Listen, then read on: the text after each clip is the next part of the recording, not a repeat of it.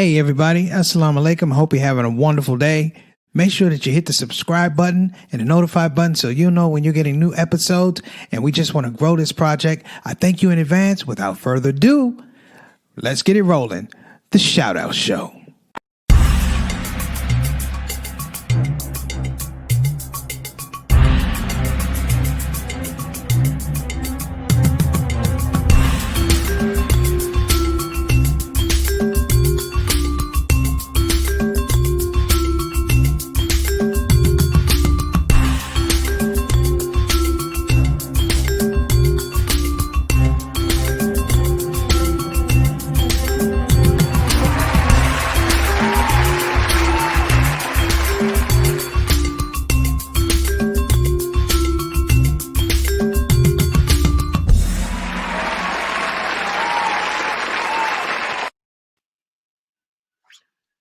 Assalamu alaikum rahmatullahi barakatuh, everybody. I'm Preacher Miles, host of the SOS Shout Out Show.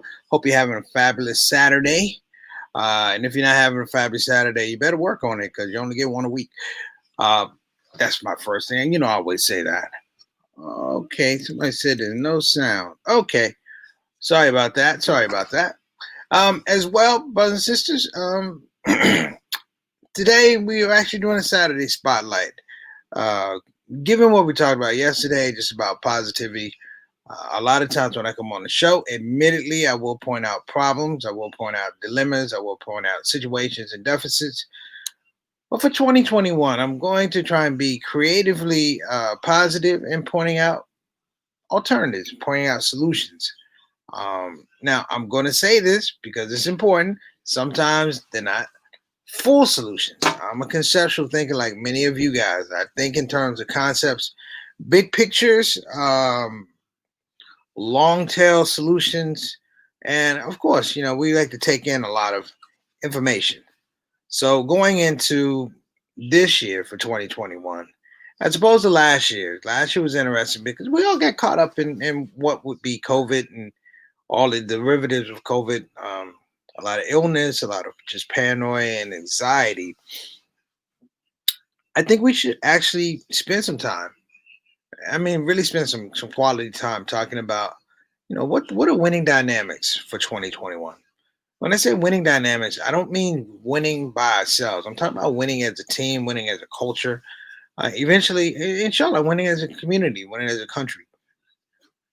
And I don't mean the United States. I mean all over the world. You know, I have friends who are all over the world. We have people who come on the show from Indonesia, from Canada. Sometimes they poke their heads in from Australia and the like, you know, and everybody's been affected by this thing. So I've decided to frame this discussion because I don't like to say politics. I'm taking power back. I want everybody to work on taking power back. But we're going to talk about Powertics, which means we're going to have power in things that we do. We're going to have power in things that we decide on, and we're going to have power in things that we execute and be able to have a plan that we can pass on to other folks. Now, I'm talking about politics in a family life type of situation and scenario. And the reason why I started with family life, really plain and simple, because your family is your original circle of influence. We call it a COI. Your family is your original circle of influence. So I would say, to begin this whole thing about politics and family life, I'm going to ask everybody just to think a little bit about who are the people who are originally in your circle of influence and when you were a child, when you're a teenager, and when you're an adult. Child, teenager, adult. And be able to find a strain, if not the same people are in that circle of influence, the character or the characteristics of people that you have in your circle of influence. That's what I really want you to look for. So if, you know, the head of the family was a mom, the head of the family was a father, I'm going to ask everybody to, in a very loving way, critique the leadership in your family. And if you can learn to critique the leadership in your family of the people you love, it becomes a lot easier to critique the leadership, the people that lead us, and effectively be able to dialogue with people who are also being led. Before I get started, though, let me give my shout outs if you're coming on the show for the first time. Appreciate you. Thank you very much. Simple rules. You're on the show. We appreciate you. That's number one. Number two, if you don't mind, click the subscribe button, the notification button, and the like button if you actually like the show. Bring somebody back. We're trying to grow a project, just like everybody else. I know there's a lot of podcasts out there, brothers and sisters. I don't fool myself. I don't fool myself because I believe that people need to express themselves. I say, the more podcasts, the better. But I do have a caveat when I say that. I like for podcasts to be informative. I like for them to be truthful, and I like for them to be well-meaning.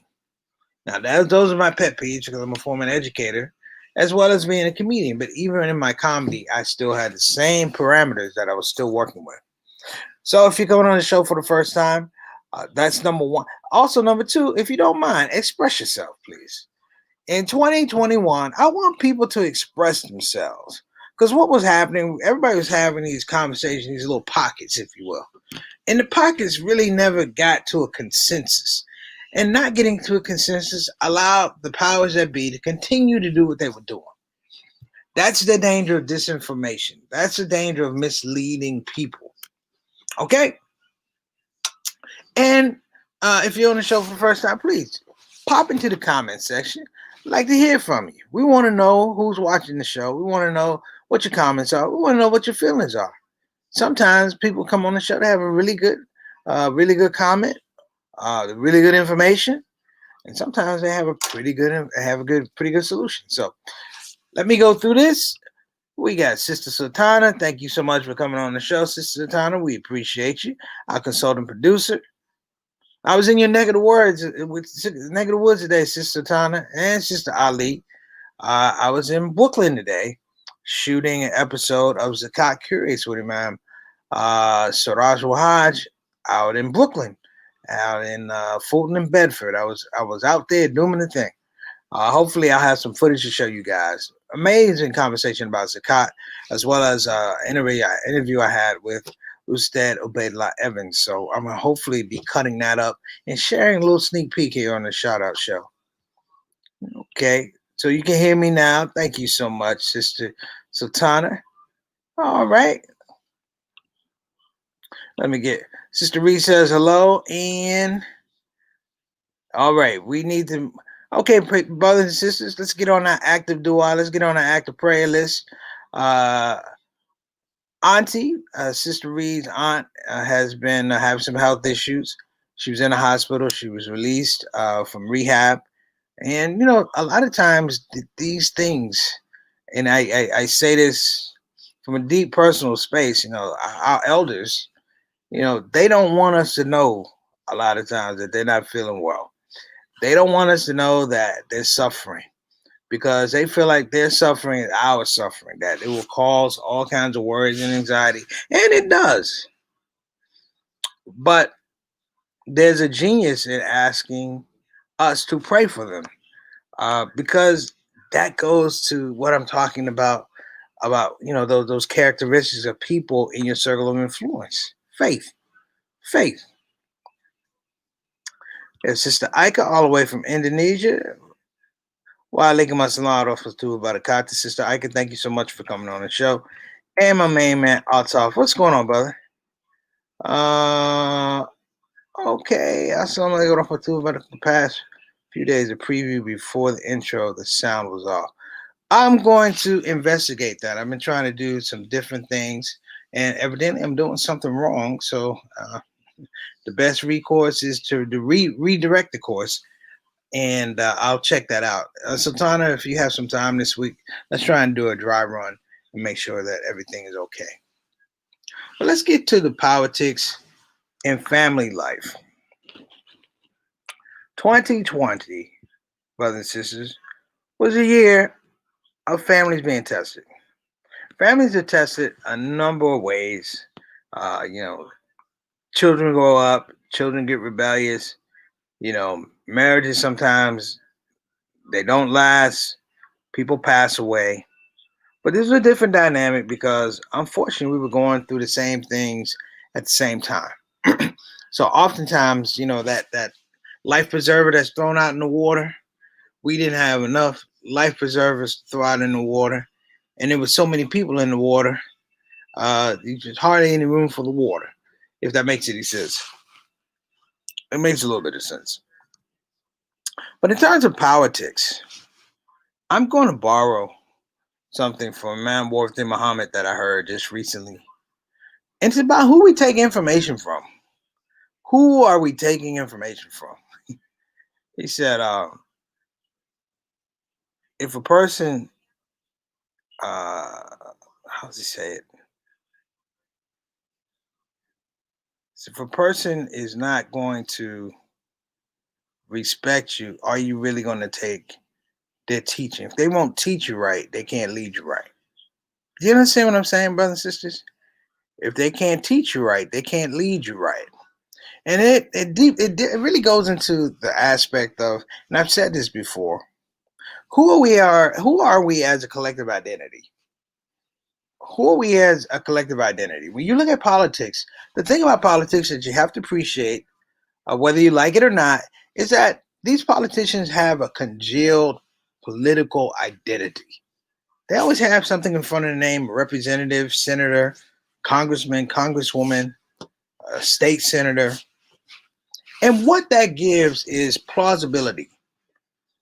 Plausibility for the fact that they can be doing the right thing, but also positive deniability.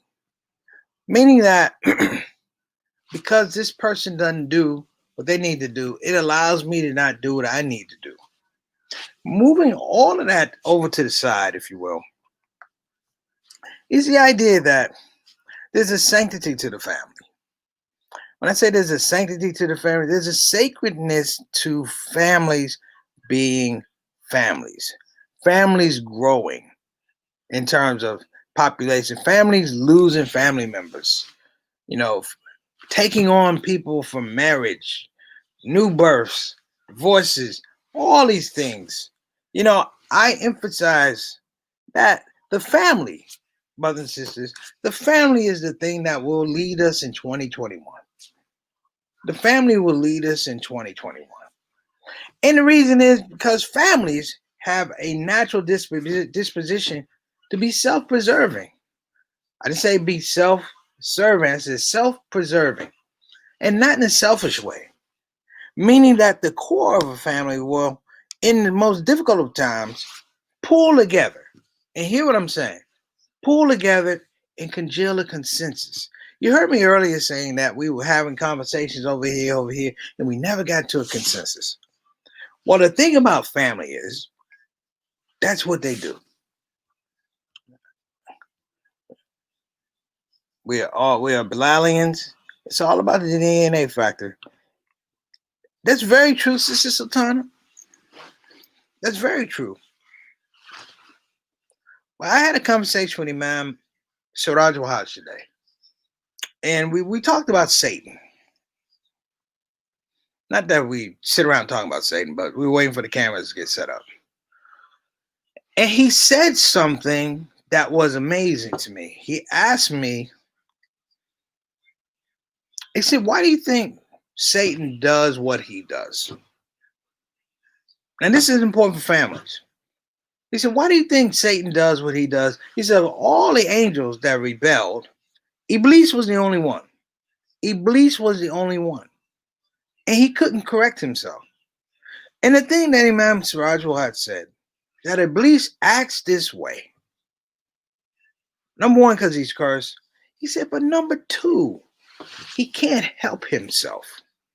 That is his personality. It is an addictive personality. He can't help himself.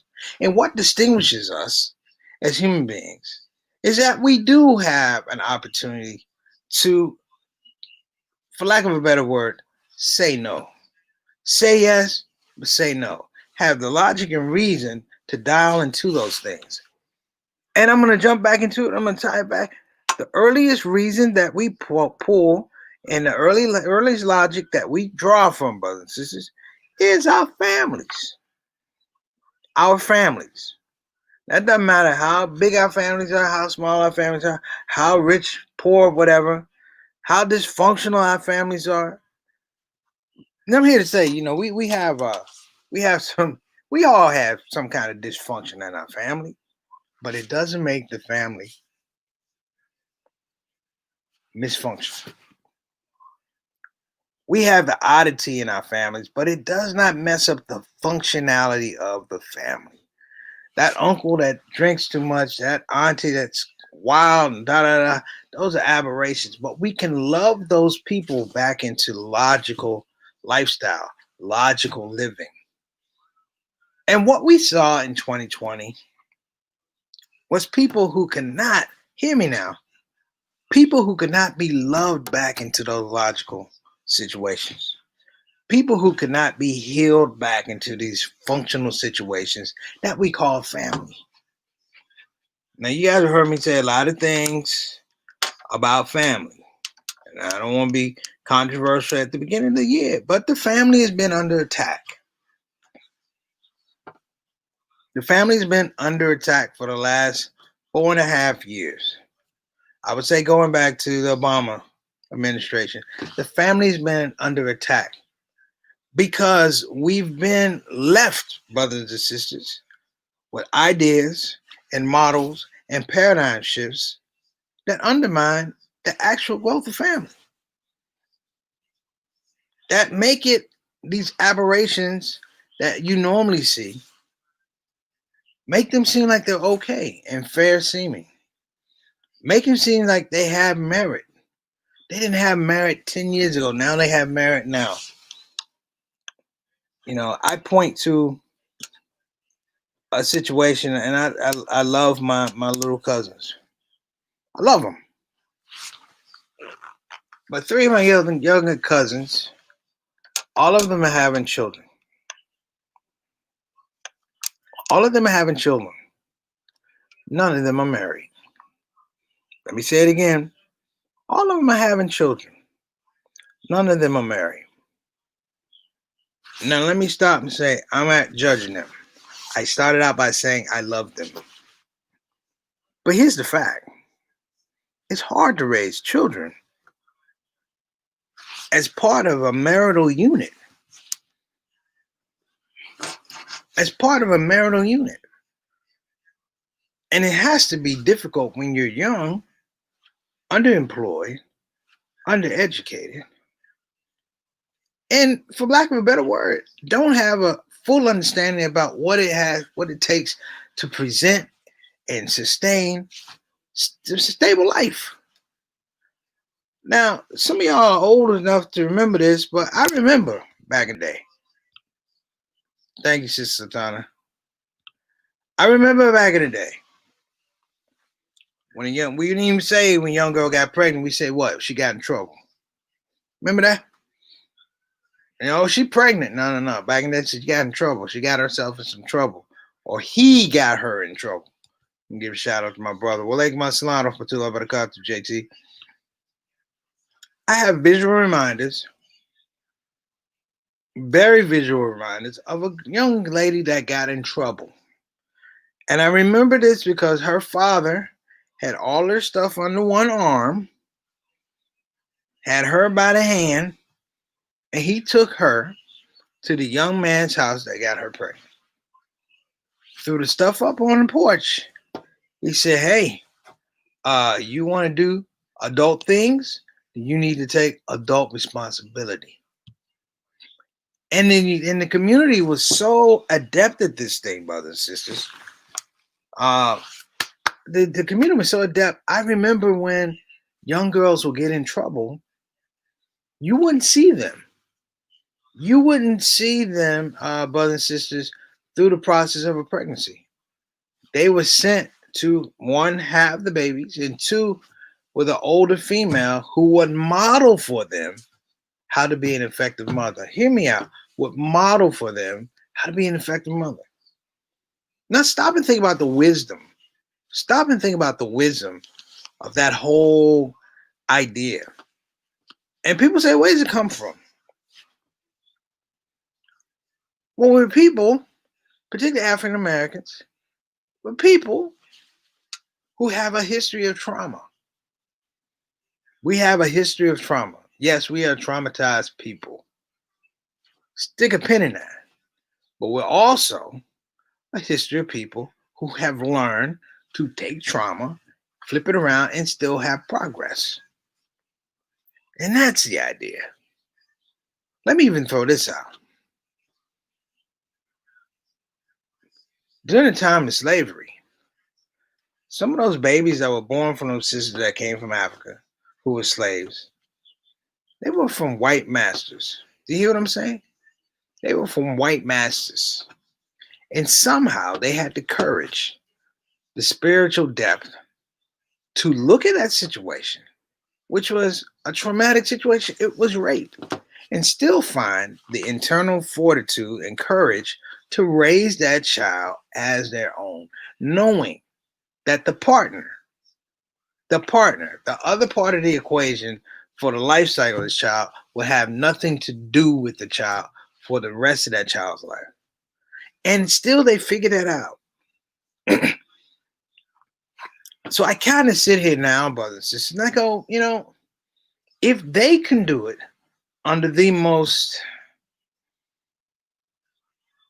pressure filled, anxiety riddled situations, scenarios, why can't we? Why can't we get into the business of developing and structuring strong families that have a verification process of who gets into the circle of influence? Let me see here. Sister Satana. Shacking with the devil, don't expect God to pay you rent. Yep, there you go. I'm a human development specialist. I'm a mother. Yes, yes. And Sister Satana, I appreciate you putting that out because we need to say that more. We need to say that more. Last year was one of the weirdest. Okay, it was a weird year. Let me tell you why it was a really weird year for me. There was a devaluing of motherhood. Let me say it again. There was a devaluing of motherhood, mother wit, if you will. And I watched the government, largely men, white men, figure out ways to try and circumvent the common sense of a mother. You guys remember the show? Somebody might remember the show I went off about Trump and everybody trying to send the kids to school, force them to school. But that was just common sense because you're looking at the welfare of children. You're looking at the long-term health, if you will, long-term health of kids. You don't even have to look at the fine print. You could literally look and say, how are we doing this? We have no research. We have no data. And the first kids that were going to school, going to be kids of color, poor kids, kids of color. Because in this process, we've allowed the government with full intention of destroying a family to make decisions and hide behind laws. Now, listen, I understand the United States. The United States is a country that's built on laws. But as a practitioner and theorist of critical race theory, it doesn't mean that you have to honor bad laws. Now, let me back up a little bit. I don't want to get it too twisted here because I'm talking about family life. All of us grew up under family law. Don't hurt yourself thinking about it. I'm just telling you what it is. All of us grew up under family law. And when I say family law, it means that there was somebody who put in place parameters for how we would live our life, number one, how we would preserve our life, number two, and how we would express ourselves in terms of progress and success, as well as failure. How do you frame those particular things? And we've gotten away from that. The election was something whereby I saw a learned helplessness. I saw a learned helplessness. And I saw it with the people who are in power, which is scary. Because I learned helplessness turned people who are normally obnoxious as hell, all of a sudden they were victims. All of a sudden, the world had turned and it was on them. But you know what you didn't see? Dig this. You didn't know, you know what you didn't see? You saw the Karens and you saw the police brutality, but you know you didn't see? You didn't see their families. You didn't see their families. And there's a strategic reason why you didn't see their families. Because their families cannot exist, will not stand for what the government was doing. It has to be placated on the people. I've told you, the people of color, even more so the people of faith, even more so the people of divine love and care for humanity as a whole. But you're dealing with people who don't do that. I'm gonna be real honest here in a minute. Let me see here. None of the politicians regarding the party have any common sense. They're all bought off by the corporate masters. They might as well have billboards. And yes, Samir, I agree with you. I agree with you. Mama Moss jumped in here. It's hard today to determine if family is dysfunctional because family is seemingly out of control, but it's still normal. What is normal? It's a good question. It's a good question. At my age, I've seen the perversion of normal. I've seen the perversion of normal. So, Tony, you're of age about licking cigarettes, but don't buy them and use them. Yeah, okay. I'll give you guys a. I'll get. I'm now. Don't hate on me here. Don't hate on me here.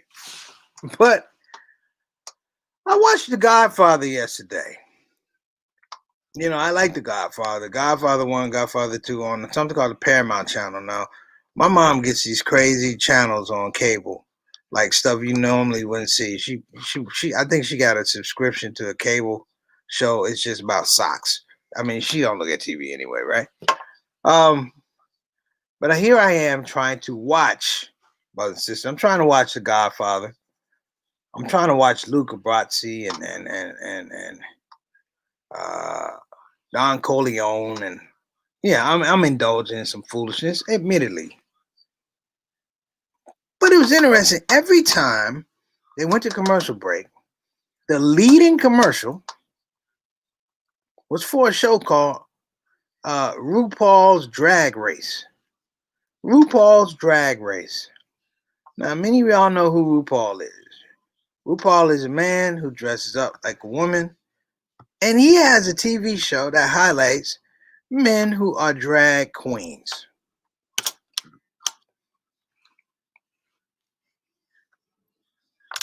Now, I ain't hating on nobody, but why am I watching this? This belies reality. This is totally antithetical of how we grew up. And the dangerous part of it is, you know, the more and more we're literally forced, if you will, forced, I'm going to say it again, forced to accept these realities. It's not even accepting that it's reality. People want us to condone this behavior. They want us out of our mouth to say that it's okay. I told you about my young cousins having these babies. I got a job. You know, I'm you know, and I'm hard on it because I've seen how hard it is to raise children when you're young. You know, raise children when you're 17, 18, 19, 20. You're a child yourself. And I've seen the hardships, you know, because a lot of those relationships don't last. You know, it's more the exception than the rule that the couple stay together. And in some regards, it's like, yo, you lost an important component of family life. And then the hope is that someone will come along and love your kids the way you love them. But the person who's responsible is not in the picture anymore. And listen to what I said, it's not in the picture anymore. We're not putting people in the picture of being fathers like we need to. And if it's a father who, you know, he's not on his game, then he needs to definitely be in the picture. We need to spotlight that behavior. and let this person know. I don't care what your situation is. You have a responsibility in your child's life, in the whole model of family life, to do what? To present logical understanding and reason. We got Samir on here. Abnormal is the new normal. To piggyback on Sultana, yeah. Y2K is now old enough to drink and get the heck out of Dodge. So I see that I'm a little bit over on my spotlight, brothers and sisters, and I apologize. It's something that bothers me, and you know, every time I say this, I have a little voice in the back of my head of my grandmother, what she used to say to me when we used to go out. Don't you bring back no babies. My mother, don't you bring back no babies. My father used to say things to me when I go out. He said, don't better not call me from jail. I ain't gonna get you out. And it seems so funny now. But they were laying down the law. They were laying down the law. I remember high school. My dad said, "What you gonna do?" He said, "Listen, you gonna go to college? You gonna get a job? Cause you ain't gonna live here." Why? Because my father and my mother had offered me an opportunity for education, and if I wasn't gonna take that opportunity for education, I think they were saying, "You kind of stupid, and we don't want to be around you." So let's get back to this model of politics, and let me wrap up. Not politics. I'm sorry, Powertics. That's what we're going to call it in 2021. So the model of politics in 2021, brothers and sisters, your homework, if you will, is to look at people who were in your circle of influence, your COI, when you were a child, when you were a teenager, and when you're an adult. And find the winning characteristics of people who are in those circles, because those are going to have to be the people that you identify moving forward. Whether they come in your circle or not, this is what's called branded behavior. Branded behavior, meaning that you can look at that and say, that's a core value. While it's not directly affecting me, that's something that I can support. That's number one. Number two is start having conversations. Start having conversations around potential, around expectation. And let's stop having so many conversations around crisis. See, potential expectation gives you consensus. Crisis gives you anxiety. And I would say this. I'm not saying anything's gonna be easier. People kind of got on my nerves. Oh, I'm so glad 2021 is over. 2020 is over. I can't wait to get to 2021. I'm like, that's the silliest thing I've heard. I'm gonna tell y'all something. If a year is 365 days, and they were questionable or horrific 365 days, you don't start over. It's a new year, but in terms of days, after December 31st, you don't go back to one. You go from 365 to 366 and 367 and 368. And why am I saying that? Because that's the way we were raised. That's the logic of your mother. That's the logic of grandmom and your dad. That's the logic that we have to follow. So I'm going to get out of here. I'm going to put it up here. Let me see. This is a ton of force honor dollar bill that has a slave master's picture. Sure. You can look around and you can see all the irony. But don't just look at the fact that we have all this irony. Look at the fact that people are comfortable with all of this irony.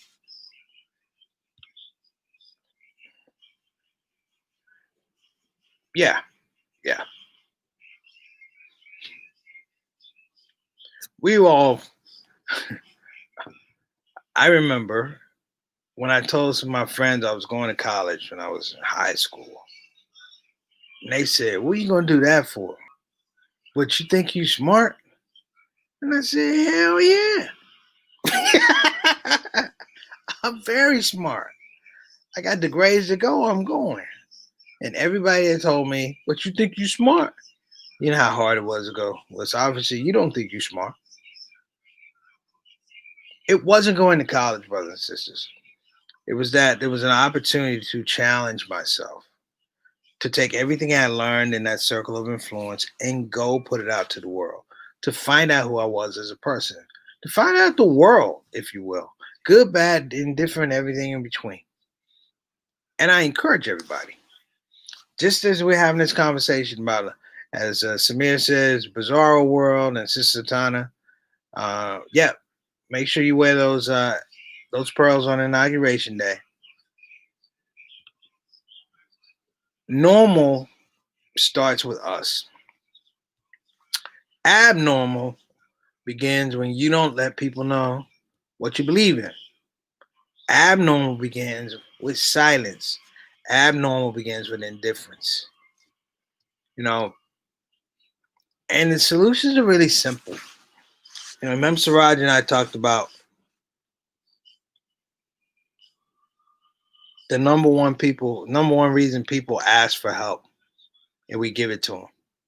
He said the number one reason we give it to people is because they asked. They asked. They didn't hint, no text, no. They asked you, and in that space of asking you, they demanded. They demanded an answer. It wasn't demonstrative, but they demanded an answer. They put it in your ball court and said, "Let me see what your core values are. Yes, no, indifferent, everything in between." So, listen. Oh, I love this. Thank you, Samir. You have to get comfortable being uncomfortable. Well, I am definitely uh, a pro at being uncomfortable.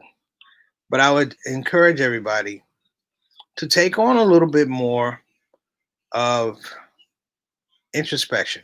Take on a little bit more of the aspect that, you know what is our character when we get in these circle of influence? Because the same way I'm talking about you need to do it, people are probably doing it with you. And let's if we can, let's be honest about who we are and what we're trying to do. And inshallah, inshallah, I'm not saying everything's gonna turn around in a day. It won't.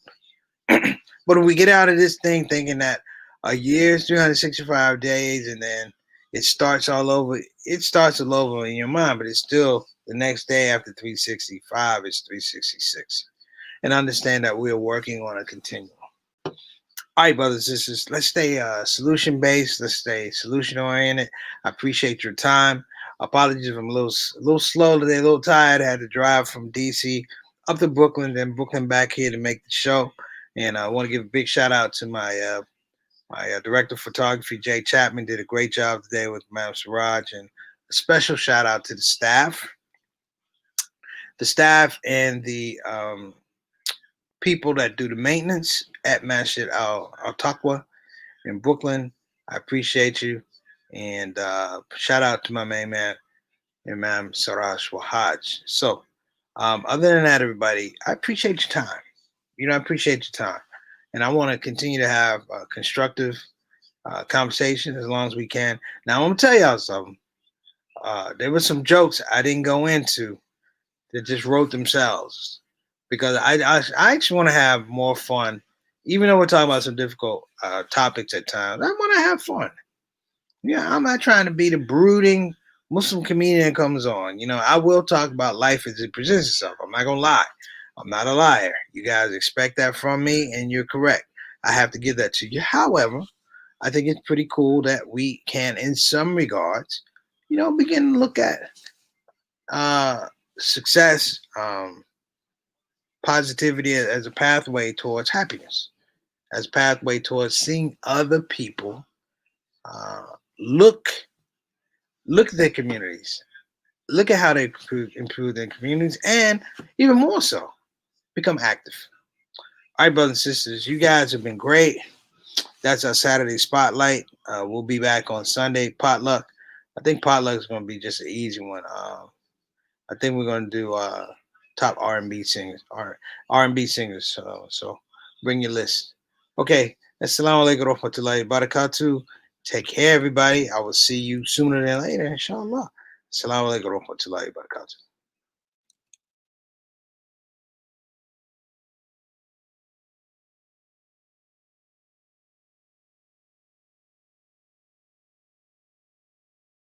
Hey everybody, this is your brother Preacher Moss. Listen, I hope that you enjoyed your shout out show experience. We'll be back with the next show, the next shout out show. A simple ask before you go, please help your brother out. Click that subscribe button, click that notify button, and I'll see you again on this side of the microphone.